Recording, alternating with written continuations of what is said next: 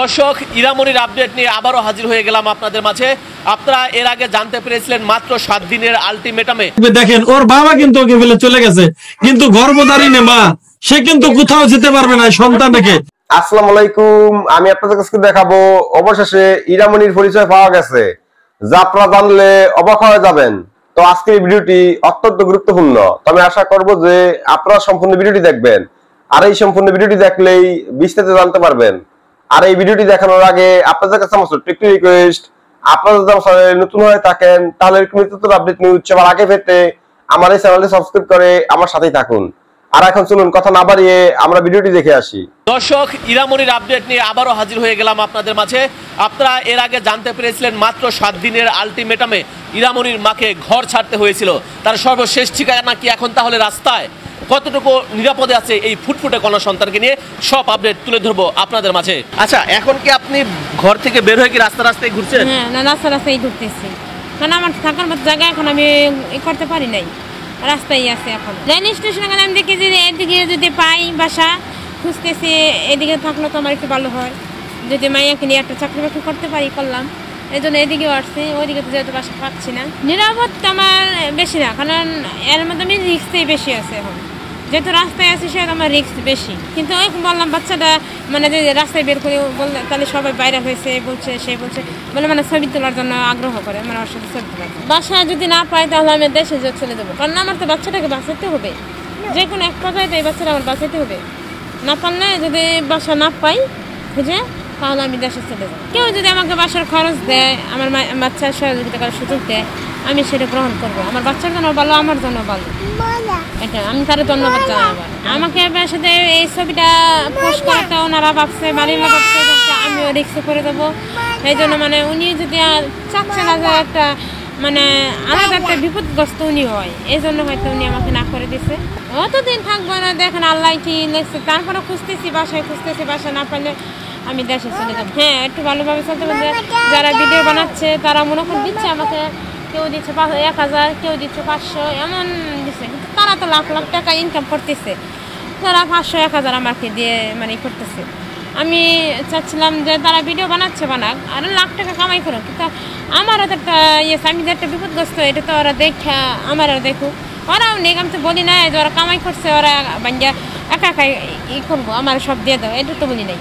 আমি চাই ওরা কিছু আমার কিছু দেখ, যাতে আমারও সহযোগিতা হয়, ওদেরও সহযোগিতা হয়। এটা উচিত হয় নাই, কিন্তু তার সাথে অনুচিত হয়েছে। এই বাচ্চার পাশে সবার দাঁড়ানো উচিত, মানে আন্টিটার পাশে সবার দাঁড়ানো উচিত, তাকে হেল্প করা উচিত। হ্যাঁ, পাইছি। আমাকে একজন লন্ডন থেকে দিছে, আবার আরেকজন সৌদি থেকে কিছু টাকা দিচ্ছে। এগুলো একটু কিছু আর কি আমি আমার হাতে আসছে। রাজখানা এখানে স্বপ্ন আমি ওরা পর্দার আনার বড় করবো, মাদ্রাসা লাইনে পড়াবো। হ্যাঁ, হাফেজা বানাবো। আমার এটা একটা স্বপ্ন, আমি ছোট থেকে এই স্বপ্ন দেখি। এটা মানে আমি আমার মা বাবা অর্থের অভাবে আমাকে ওভাবে বানাইতে পারে নাই, কিন্তু আমার বাচ্চাটাকে আমি ওভাবে বানাইতে চাই। কারণ আমি চাই আমার এই দুনিয়াতে কাজের কোনো দরকার নেই, আমার ওই দুনিয়াতে কাজটা হয়ে হয়েছে। দেখা যায় ও যদি ওরা কোরআনে হাফেজ বানাতে পারি, ওর উচিলাই দুনিয়াতে থাকলে তো অনেক পাপই করি, কারণ জানা অজানা অনেক পাপ করে, যেহেতু আমরা সেটা করতে পারি না। উপর আল্লাহ যাতে ওর উচিলাই আমিও ক্ষমা প্রাপ্তি হই উপর আল্লাহ কাছে। কারণ আমার এই দুনিয়া আছে কয়দিন, 2.5 দিন। ওই দুনিয়া কিন্তু আমার সারা জীবন থাকতে হইব, তো ওই দুনিয়ার চিন্তাটা আমার করতে হইব। এই দুনিয়ায় হয়তো আমি টাকা পয়সা পাইতেছি, রাজধানী না বসে খাইতেছি, এটা করলে তো হবে না, কিন্তু আমার ওই দুনিয়ার চিন্তাটা আগে করতে হইব। আমি ওই দুনিয়ায় যাই কীভাবে বাঁচবো। এই যে আপনার মেয়ে তো এখন ভাইরাল, সবাই চিনে জানে, এটা দেখার পরে ওর বাবা কি আপনার সাথে যোগাযোগ করেছিল? না, ওর বাবা আমার সাথে যোগাযোগ করে নাই, এবং জানি না উনি এখন জীবিত আছে না মৃত, তাও জানি না আমি। কারণ মৃত না হলে তো যোগাযোগ করা উচিত ছিল, না বাচ্চারা আমার, যেহেতু আমি একটু যোগাযোগ করে দেখি। আমি কিছু না দিলাম, টাকা পয়সা না দিলাম, তারপরেও উনি কিন্তু আমাকে টাকা পয়সা একটা বড় ব্যাপার না। উনি যদি ওনার মায়ের খোঁজটা নিতে যেন আমার মায়েরা কেমন আছে, তাহলে আমি ভরসা পেতাম না। উনি ওনার মায়ের জন্য একটু হলেও চিন্তা করে, বাঁচবো কিভাবে, আমার মৃত্যুর আগ পর্যন্ত আমি ওর জন্য লড়াই করবো। আসসালামু আলাইকুম প্রিয় দর্শক, এই সেই গরিবের ঘরে চাঁদের টুকরা দেখেন, এই যে দেখেন বাচ্চাটা দেখেন কত কিউট। এই যে দেখেন, এই বাচ্চা দেখে এমন কোন মানুষ আছে যে যার হৃদয় কেঁপে না উঠবে, মায়া না লাগবে। দেখেন ওর বাবা কিন্তু ওকে ফেলে চলে গেছে, কিন্তু গর্ভধারিণী মা সে কিন্তু কোথাও যেতে পারবে না সন্তানটাকে, কোনো মা কিন্তু পারে না। এই হলো অবস্থা। তো দেখতে পাচ্ছেন যে এ হলো যে বাচ্চাটাকে নিয়ে কিন্তু দেখেন এই যে বোনটি, সে এই যে দেখেন একটা ঘর, এই ঘরের ভিতরে কিন্তু বসবাস মানবিক জীবন যাপন করতেছে। ঘরটি আমি কি বলবো, মানে 5 ফিট বাই 6 ফিট হবে ঘরটি, মানে 5 ফিট বাই 6 ফিট একটি রুম। এই রুমের ভিতরে সে কিন্তু তার এই দুধের শিশুকে নিয়ে কিন্তু সে বসবাস করতেছে। এই যে ঘরে থাকেন, এই যে ফাঁক অনেক জায়গাতে দেখি ফুটা আছে, ওখান থেকে ইন্দুর বিন্দু ঢোকে কিনা? না না ঢুকে না। আপনার ঘরে তো দেখি আর মানে এই যে কম্বল টম্বল এগুলো কি আছে? হ্যাঁ এগুলো আছে, এগুলো মানে আমি আমার বাইরের বাসায় রেখে আসছি, মানে এখানে আঠে না তো এজন্য রেখে আসছি। মানে সেখানে রেখে চলে আসছেন। তো আপনি সেদিন মেট্রো রেলে চলেছিলেন, একটু সংক্ষেপে আমাদের যদি বলতেন। মেট্রো রেলে চলেছিলাম, আমি ওরে নিয়ে মহাখালী যাচ্ছিলাম। যাওয়ার সময় তো আমি 10 নম্বর বাসের জন্য দাঁড়াইছি, আমি বাস পাইতেছি না, তো আমি বললাম বাস যেহেতু পাইতেছি না ঘন্টাখানিক দাঁড়াই রয়েছি, তো ভাবলাম মেট্রো রেলে তাহলে যাই, মেট্রো রেলে চলে যাই, তাহলে তাড়াতাড়ি হবে। আর আমার যেহেতু বাস পাইতেছি না সেহেতু আমার ওইখানে যাওয়া উচিত। মেট্রো রেলে গেছি, তো মেট্রো রেল আমি কখনো উঠি নাই, তো নতুন নতুন উঠছি না। আর মেট্রো রেলের সব দরজা খোলা বাম পাশে, আমি মনে করছি বাম পাশে হয়তো দরজা খুলবে, ডান পাশে দরজা খোলা আগারগাঁও, এটা আমি জানি না। তা আমি মেট্রো রেল মনে করা যাবে অন্যদিকে, আর আমি তো মহাখালী, মেট্রো রেল তার মহাখালী পর্যন্ত যাবে না, তাহলে নিশ্চয়ই আমার আগারগাঁও নামতে হবে। তা আগারগাঁও আমি ওই ভাই দিদি ভাই আমার আগারগাঁও নামাই দিছে, আসেন আমার সাথে আসেন, আমি নামাই দিই। তো ভাই নামাই দিয়েছে, নামাই দিয়ে ওরা আবার 100 টাকা দিছিল, আবার আমার মহাখালী বাসে উঠাই দিছিল। আমি জানতাম না যে উনি ডিপি। তারপরে মনে করুন ওইখানে কাজ শেষ করে আমি 10 নম্বর আসি। 10 নম্বর আসলে হোটেলে এসে ভাত খাই। খাওয়ার পর আমার এক পরিচিত ভাই ওই আমার হোটেলের বিলটা দিয়ে দেয়, আমি দিতে গেছিলাম, তারপর আপনার দিতে হবে না, আমি বিলটা দিয়ে দিই। দিয়ে দিয়েছি, দিয়ে ওরা চকলেট কিনে দিয়েছে, আবার আমাকে 1 কাপ চা খাওয়াইছে। খায় বলে একটু দাঁড়ান, আমার এক বন্ধু আসতেছে, আর এক জোর জুতা কিনে দিবে। আমি আচ্ছা ঠিক আছে।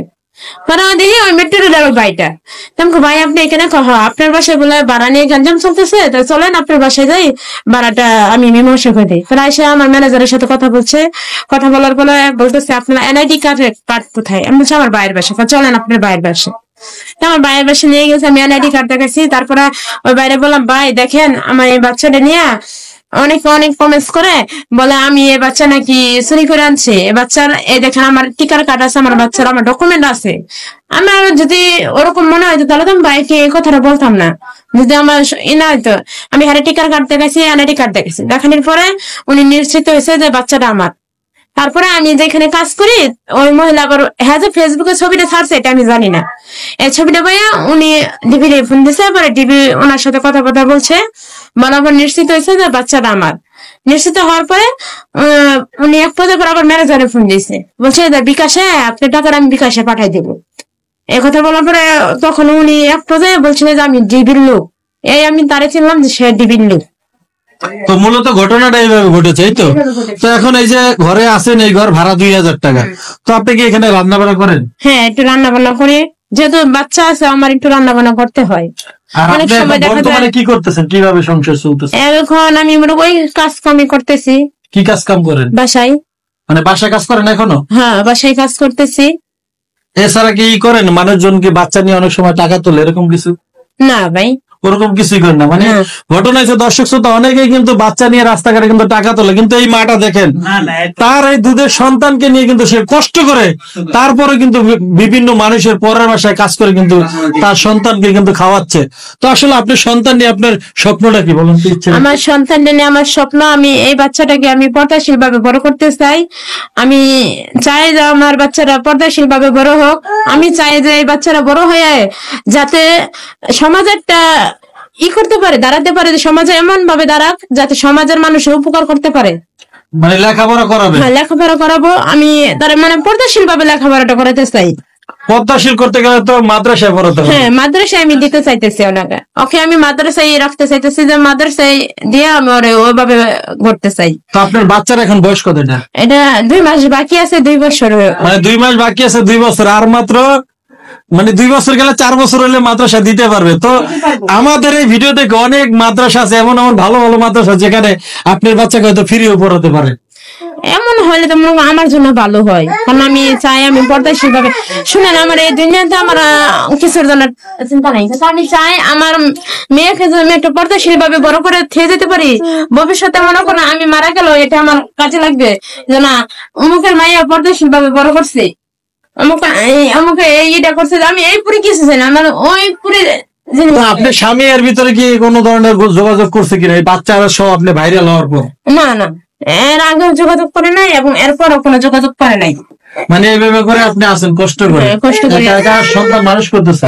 মানুষ করতেছে। তো প্রিয় দর্শক, আসলে ঘটনাটা শুনলেন, খুবই হৃদয় বিদারক। সব থেকে হৃদয় বিদারক হচ্ছে ওনার ঘর।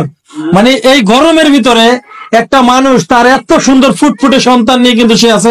আপনারা বলেন যে গরিবের ঘরে চাঁদের আলো কিভাবে আসলো, গরিবের ঘরে চাঁদের টুকরা কিভাবে আসলো? আরে ভাই, অনেকের বড় লোকের ঘর, তার crore crore million million dollar, তাদের সন্তানে কিন্তু প্রতিবন্ধী হয়, কিন্তু গরিবের ঘরে কিন্তু অনেক সময় চাঁদের টুকরা হয়। তার প্রমাণ কিন্তু এই যে বোন। শুধু এইটা না, আরে আপনারা অনেক সময় দেখবেন রাস্তাঘাটে গেলে দেখবেন যে সুন্দর সুন্দর বাচ্চা কিন্তু গরিবের ঘরে হয়।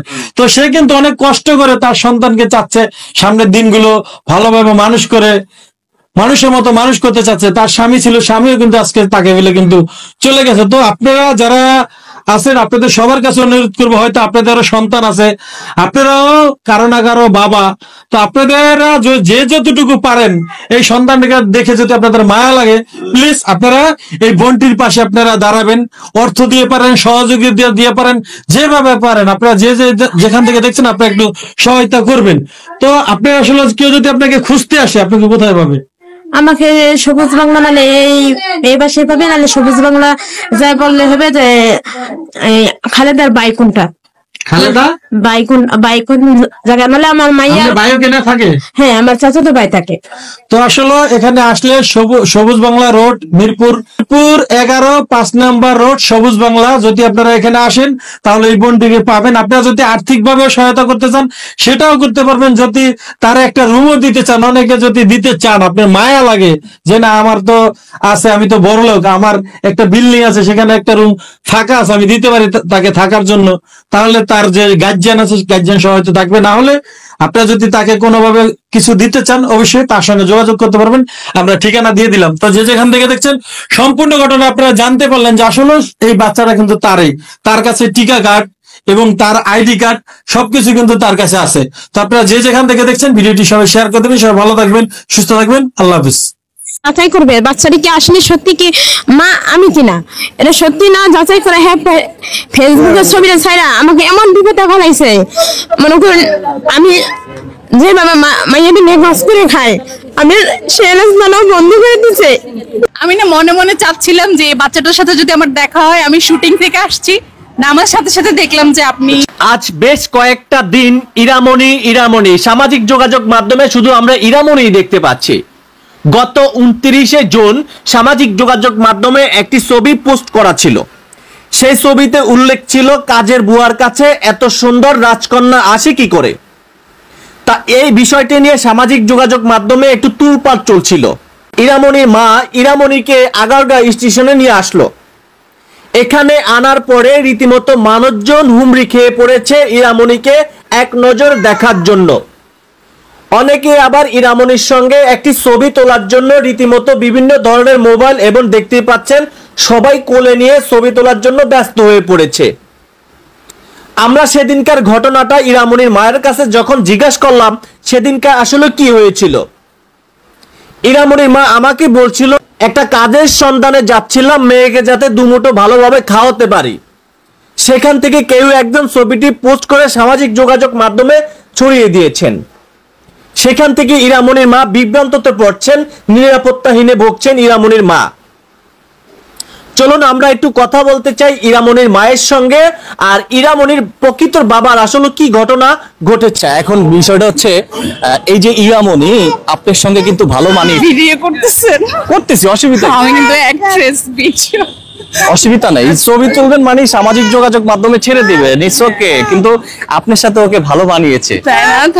না ও অনেক সুন্দর আপনি মাশাআল্লাহ। ওনার ভিডিও দেখেছেন? ওর ভিডিও দেখেছেন? আমি গত কয়েকদিন ধরে ফেসবুকে ওকে দেখছি। আমি না মনে মনে চাচ্ছিলাম যে এই বাচ্চাটার সাথে যদি আমার দেখা হয়, আমি শুটিং থেকে আসছি, না আমার সাথে সাথে দেখলাম যে আপনি ইন্টারভিউ সানগ্লাসটা করলে ভালো হয় আপনার, সানগ্লাসটা।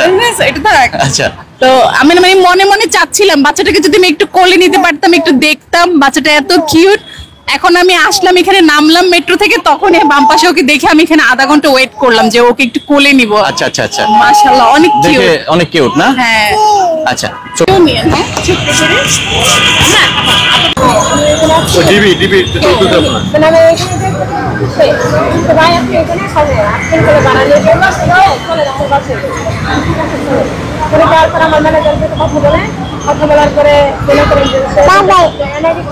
ইস্যু দিবা যাও, ওই যে ওই মামা ভালো মামা। তো আমি আশা করছি যে আপনারা সব ভিডিওটি দেখেছেন। তো আপনাদের যদি এই বিষয়টি নিয়ে কোনো মতামত থাকে আমাকে অবশ্যই কমেন্টে জানাবেন। আর আপনারা যদি আমার চ্যানেলে নতুন হয়ে থাকেন তাহলে আমার এই চ্যানেলটি সাবস্ক্রাইব করে আমার সাথেই থাকুন। তো দেখা হচ্ছে পরবর্তী ভিডিওতে। সে পর্যন্ত সবাই ভালো থাকবেন, সুস্থ থাকবেন। আল্লাহ হাফেজ।